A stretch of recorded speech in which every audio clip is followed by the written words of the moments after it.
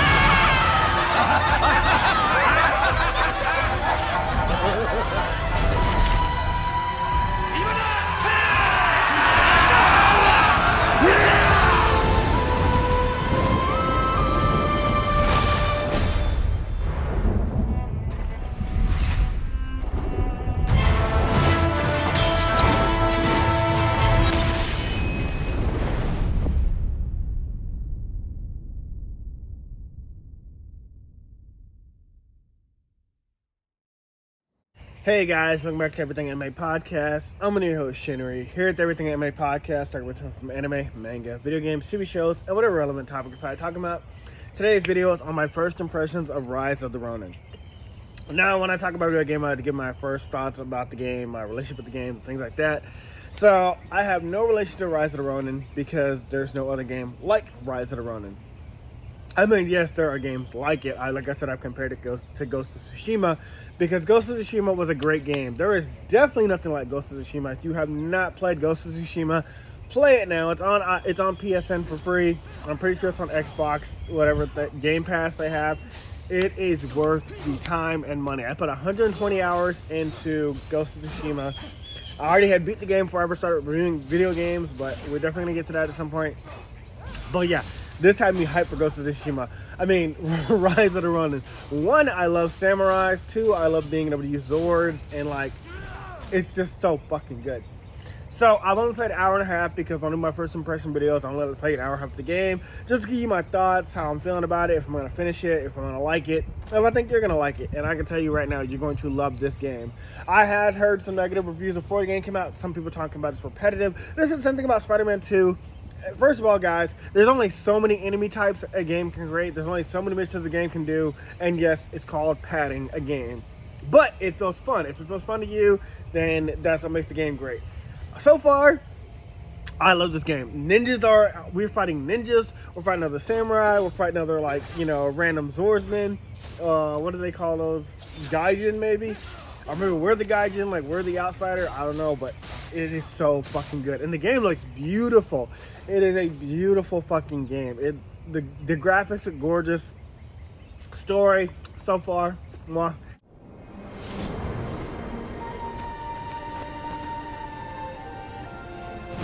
3 centuries ago, Japan was unified under the Tokugawa shogunate. It closed its doors to the rest of the world. For a time, the island nation prospered.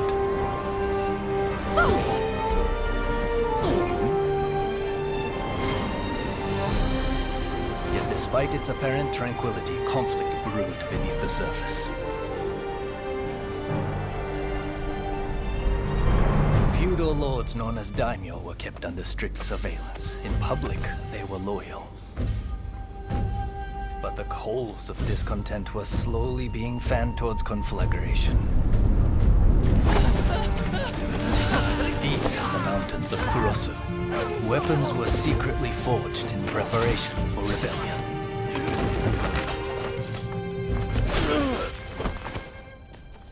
But the Shogun's forces got wind of the plan and took terrible and bloody reprisals.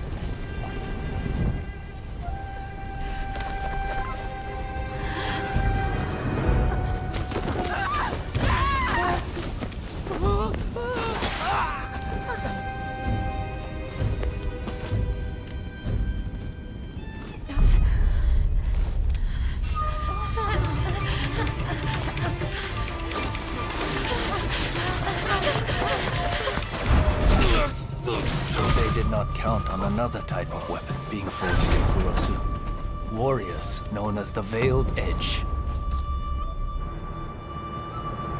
Skilled in both subterfuge and the way of the sword, these nameless assassins were unmatched in their abilities.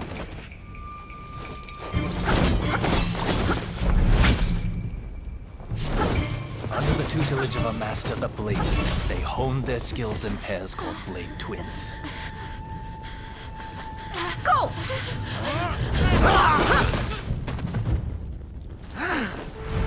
Separately, formidable. Together, unstoppable. Blade Twins are forever tied together by the bonds of fate.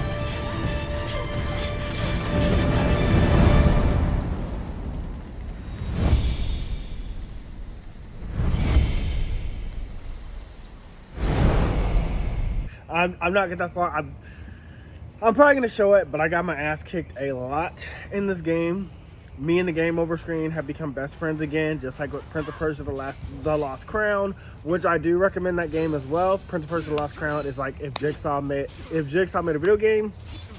Trust me, if you know, you know.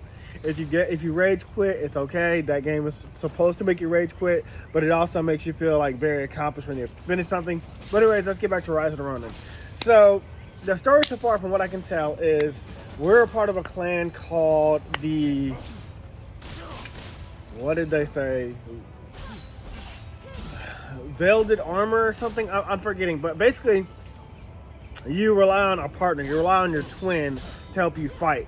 So the gimmick of this game is like, if at any moment in combat you're like struggling, you can switch over to your partner. They have full health, and then they can finish your enemy for you. Or at least that's what it is so far in the beginning of the game. After chapter 1, you can lose your partner.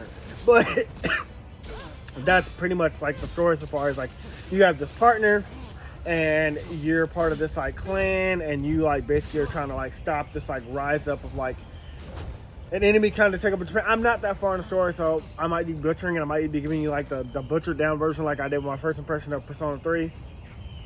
But basically, you have a partner. She's either a female if you play the guy, or she's a guy, or you're a guy, or you're the female and then your partner's a guy. I don't know if they both could be the same sex, because there is a very well thought out create your own character thing in the opening of the game. Like, you design your character how you want them to look. There's so many hairstyles, so many scars, so many tattoos, so many like body proportion, color your underwear. Like, literally, it goes full detail about what you want your character to look like, including skin tone. And I love that, because I was like, this makes it really feel like you are playing your own character. Just like on Spider-Man, you can choose your own Spider-Man suit and let that be the suit for your game. You can be your own Spider-Man. I love games that let you do that, like actually create your character, because like Persona, you are just that character. You are either the Joker, or you are whatever that guy's name is in Persona 3, or you're you in Persona 4. You know, you can't change that character. And the only thing you can change about the character in Persona games is who you want to date. But again, since the protagonist is always straight, or, you know, always like, well, yeah, you can only date females, whether you're a girl playing Persona or not. That's, I guess, the most unique thing you can do in Persona. It's choose who you want to be. But this, it makes you really feel like you choose the character you want. And you don't just design your character. You can design your partner. You can design your twin. I left my twin as is. I mean, we don't look nothing alike, but I really didn't give a shit. I was like, this is my story, and we're twins. We can be, you know, two different dads, two different moms, whatever. But either way, I just love designing my character. I gave him like a traditional samurai look, like how I'd want to look like a samurai. I'm kind of sad that I can't use a bow staff. There was a weapon similar to a bow staff, but like it wasn't giving me that fluidness I wanted. So I kind of like said to that weapon. And yes, that is another thing. So let's talk about the other kind of cool gimmicks in this game. So you get to choose your own origin story. Oh, well, there's 6 different types. So your origin can be, you are a breaker, which means you're the traditional, this is how we fight. We cut down our enemies with our strongest attack. And, you know, we give it our, and, you know, you don't hold back. You end your enemy. You can be no, that's not a breaker. That's a killer. That's a killer. That's the killer origin. The killer origin story is that you use the techniques you've been taught to cut down your enemies without hesitation. The breaker origin story is you're fluent in ninjutsu and assassinating multiple enemies at once. I was kind of interested in ninjutsu. I might even try to see if I can swap my origin story. I don't think you can. I think you have to I think you have to start over to change your origin story. Don't quote me on that. I'm not that far in the game. But that's basically the breaker, is you focus on ninjutsu style techniques and assassinating multiple enemies. The seducer, which is what I was interested in, but I didn't feel like fits me, but it probably, because I wanted to be different, I maybe should have went with that. But you seduce your enemies, you gather, you charm them, basically. You pull them to your side, and I think it's like gain allies or make them like you easier, something like that. And then the other one was sapper. You're a spy, basically. You're good at collecting information and gathering it from other people, similar to like a seducer in my opinion, but like they have different like abilities, I'm sure. There's also two other ones. Beginner, which basically means like you have the ability to learn into these origin stories or gather some talents from the other origins, but you don't have a specific set, and you're not going to be good at all of them or something like that. And then the last one was like, I think like nothing. Like it was like, I forgot what that one was called, but basically like, or beginner. One of them is beginner, one of them is something else. But the other one was basically like you're not good at any of them, and you're just wanting to go in and just see what you can do, I guess, basically. But yeah, I'm thinking next time, I started with killer, but I think next time I might do seducer or sapper, because I like the spy or like charming people element to it. There's also a well thought out skill tree. Like this skill tree is massive. We can increase things like intellect. It's intellect, dexterity, strength, and intellect, dexterity, strength, and something else. It might have been ninjutsu or something, but the skill tree is massive. I'm not even sure everything I can do in the skill tree yet, because I haven't even gained any skill points from chapter 1, and I'm just going into chapter 2. But I'm curious about like what all things I can upgrade, if this is gonna like reflect your origin story. Because I chose killer, maybe strength is gonna be what I can upgrade easier, whereas like intellect might be something I have to like train at, or charm is something I have to train at. I'm not sure, but I feel like because we have an origin story option, it might be like something like that. There is also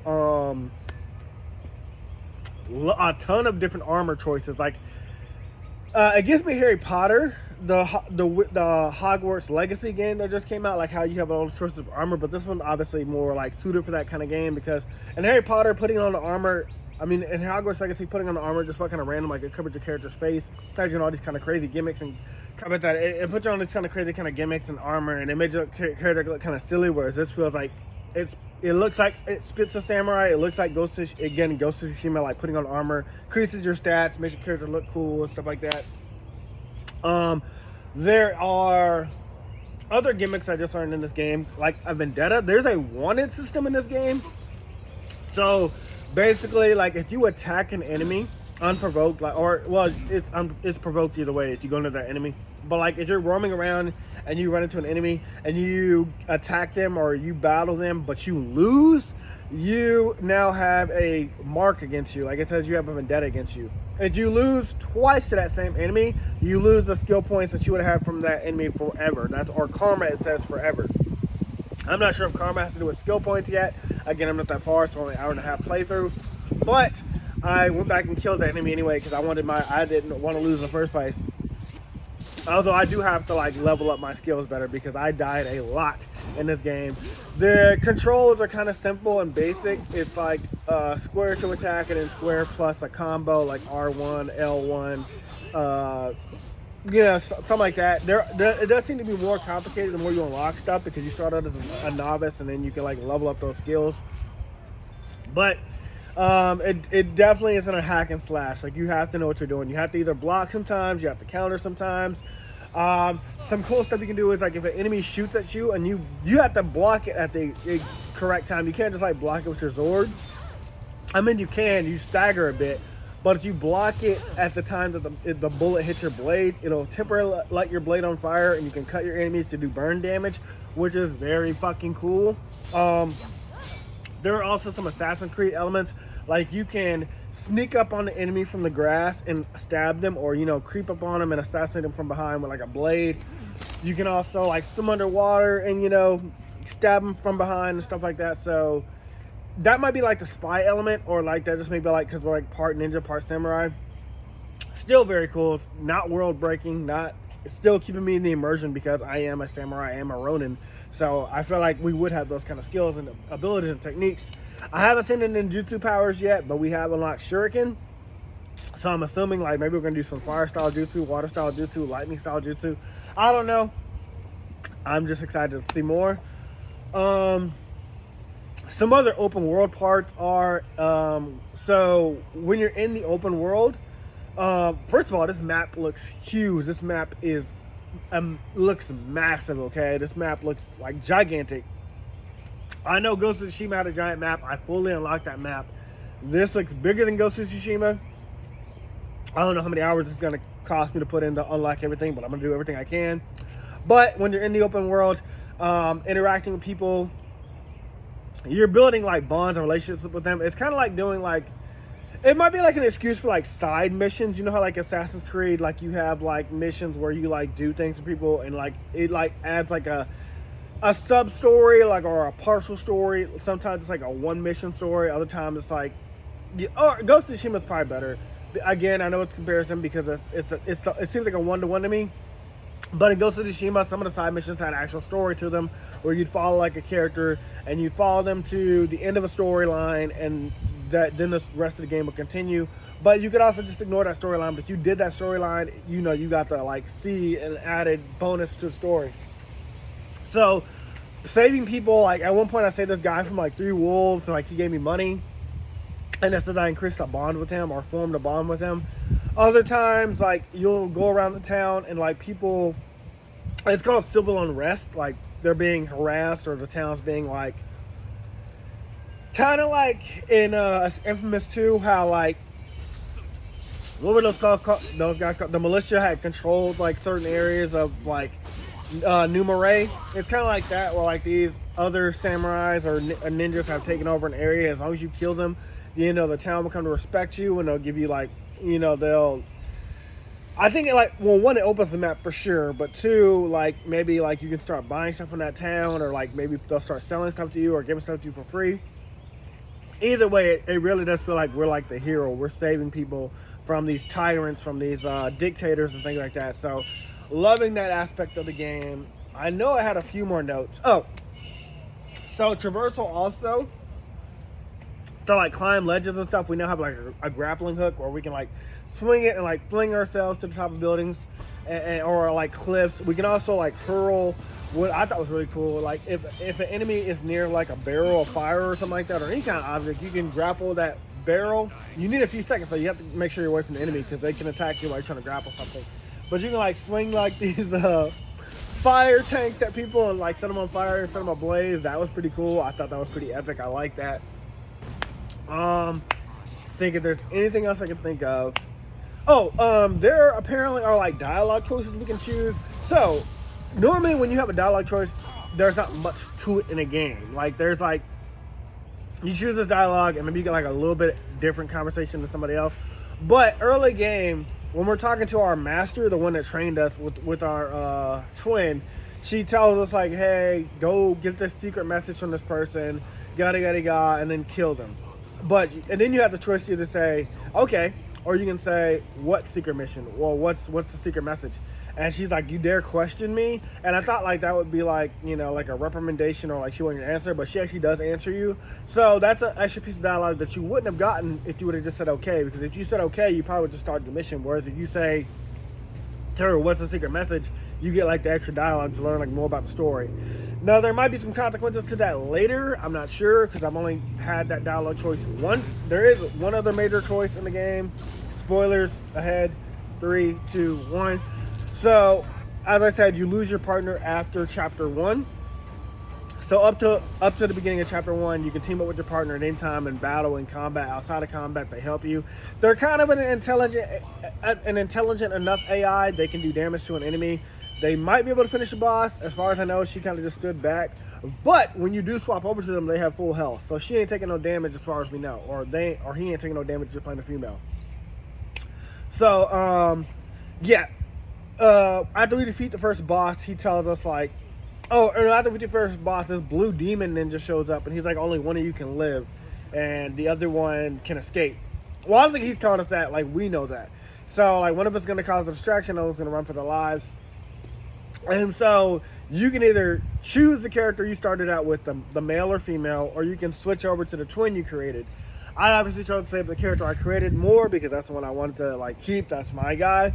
And supposedly our partner, our twin, died because we escaped. We jump off a boat and into the water, and then we forced to the next morning where our teacher says, "Oh, this is the last remnant we found of that body. They must have cremated her, whatever." And it's like her scarf. Or, like I said, if it's a guy, it's his scarf.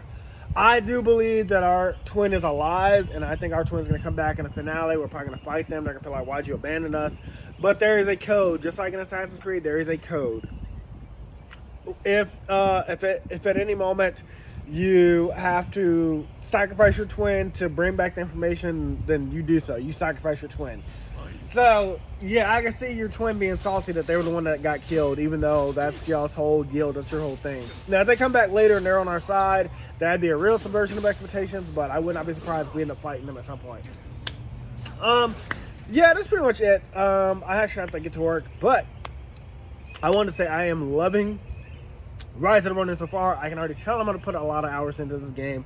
I recommend it if you have not played this game to buy this game, and I also recommend if you are still hesitant on this game, try Ghosts of Tshumua. It is free. It is free on PSN. It is free on probably Xbox Game Pass. Try Ghosts of Tshumua first. You're going to put a lot of hours into it, I guarantee it, and that's going to make you want to go buy this game for $60. It is so worth the price tag. It just came out. It is brand new. I'm going to try to beat it as fast as I can, but also enjoy it and gather gameplay as I go. But yeah, Rise of the Ronin. Almost said Rise of Tsushima. Rise of the Ronin is one of the greatest games I've ever played so far this year. I think I'm definitely gonna love it more than Persona 3. I'm never gonna finish South Park Snow Day. Probably not gonna finish that.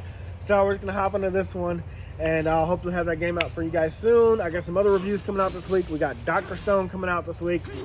Ending the Stone Wars. I'm past the Stone Wars. I just saw how the Stone Wars ended. It is crazy. I just finished also reading over the Zora Smith Village arc and Demon Slayer, so we're gonna talk about that very soon. And then it'll be brand new for me for Demon Slayer. It's already brand new for me for Dr. Stone. My Hero Academia has been going on, but I'm not gonna talk about that because I'll talk about that when it's over. I've already had some thoughts on that, especially the recent chapters. But anyways, guys, that's all for this video. If I have anything else, I'll probably clip it in here, but that's all for now. Talk to you later, guys. Bye.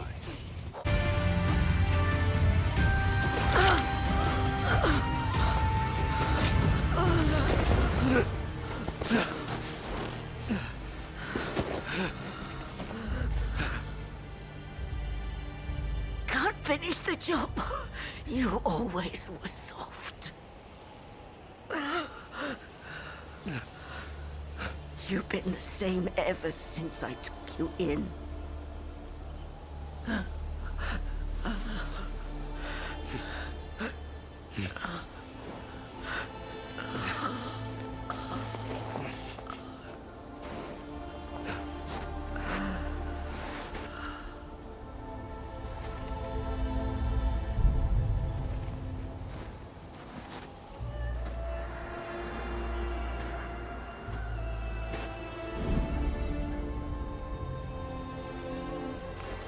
Ever since I lost my blade twin, I've had to live with the pain of surviving. Go! Succeed where I have failed.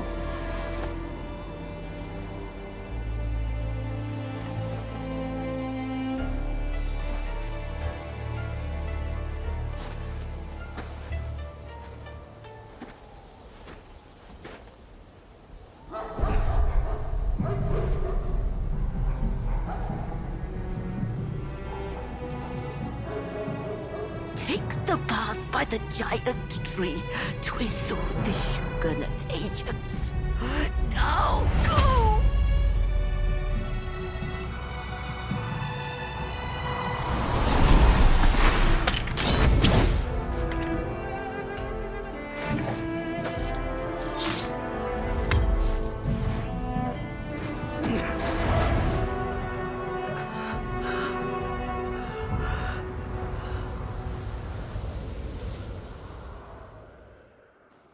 Blade twins are tied together by powerful bonds.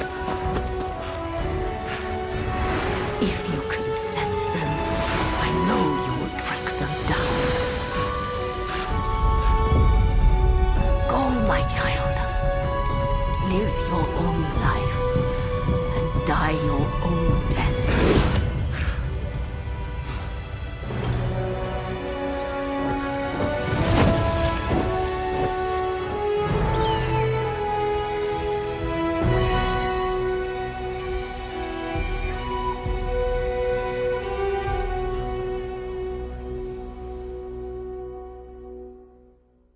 Hey guys, this video was sponsored by me, the author of the Shinry series, the Chronicles of Wayne, and Monsterverse. So I figured I'd do this outro a little bit different by showing you guys what you guys will be checking out. So, the Shinry series starts with Book 1, Shobu Samurai Project Aryoku. 10 years after the death of his parents, Shobu Samurai returns home seeking vengeance, but instead faces the choice to save his home from shadow creatures, blood beasts, and an organization once thought dead. Shinry's Shobu Samurai starts at $9.99. And if you love anime, manga, Naruto, One Piece, Bleach, Yu Yu Hakusho, Fairy Tail, Shaman King, Rave Master, Zatch Bell, anything like that, the Shinry series is definitely the series for you. You'll definitely want to check it out. The Sword of Light is probably the thickest one so far. And then these books are 2. This is Enter the Dread Zone Tournament. And the series original ending, Arado, the Legendary Conjuring Master. So, and I'll just show you guys some of the covers. Really proud of all of these. But I hope you guys check it out. If you don't like that, I also have the current published books for the Chronicles of Wayne, Love Be Damned, Cotton Candy, Full Moons, Fabled Lovers, A Cursed Virgin's Bite. If You Go Where Monsters Dance, Red will Reign Over Your House. Love Be Damned. Now, the Chronicles of Wayne is about a geeky guy, or a nerdy guy in high school. His senior year, he has a crush on the hottest guy in school, because of course he does. He's only got one best friend, and her name is Barb. Well, the hottest guy in school turns out to be a werewolf. And to make the story more interesting, he bites Wayne and turns Wayne into the first ever wolfman in the last 10 years. And because of that, it was also a sacred law that wolfmen should never be created. I don't want to get into too much of the Chronicles of Wayne without spoiling it, but I can tell you it's very short. This one sells for $6.99, and Love Be Caged right after it. The ending of this trilogy, Love Be Liberated, comes out in October. So I'm going to definitely do a more full in-depth review of this one.